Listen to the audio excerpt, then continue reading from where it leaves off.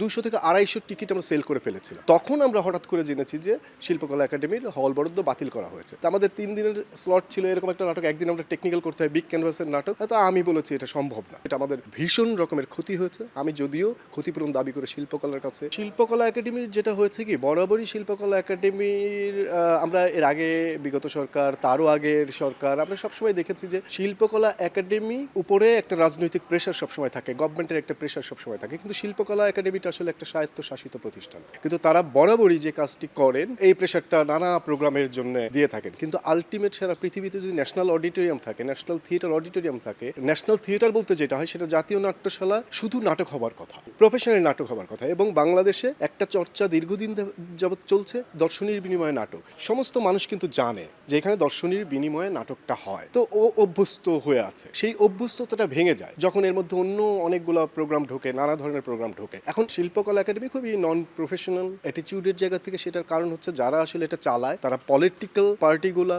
যারা ক্ষমতায় থাকে, তাদের লেজুর বৃত্তি যারা করে, তারাই আসলে এখানকার ক্ষমতাগুলোতে থাকে। তো সেই কারণে তারা ওইটাকে বেশি গুরুত্ব দিয়ে থাকে। এবং আমার মনে হয় না তারা আসলে, যদিও শিল্প চর্চা করে বলে আমরা কাউকে কাউকে জানি, আগেও দেখেছি, কিন্তু তারা আসলে আমার মনে হয় না যে লেজুর বৃত্তিটাকে অনেক বেশি গুরুত্ব দিয়ে থাকে, কারণ ওটার মধ্যে দিয়ে অনেক আর্থিক অনেক ধরনের আছে। কিন্তু আমরা মনে করি যে প্রকৃত শিল্পী যে, তাকে পৃষ্ঠপোষকতা করা হচ্ছে শিল্পকলা একাডেমির কাজ। আমরা যে অবস্টাকলটা, যেটা আমাদের তারুয়া একটু আমরা প্রফেশনাল কিছু অ্যাটিটিউড তৈরি করার চেষ্টা করছি, সেখানে আমাদের অনলাইনে ওয়েবসাইটে আমাদের নিজেদের টিকিট আমরা অনলাইনে একটা আসন দর্শক পছন্দ করে নিতে পারে, এই জিনিসটা আমরা শুরু করেছিলাম।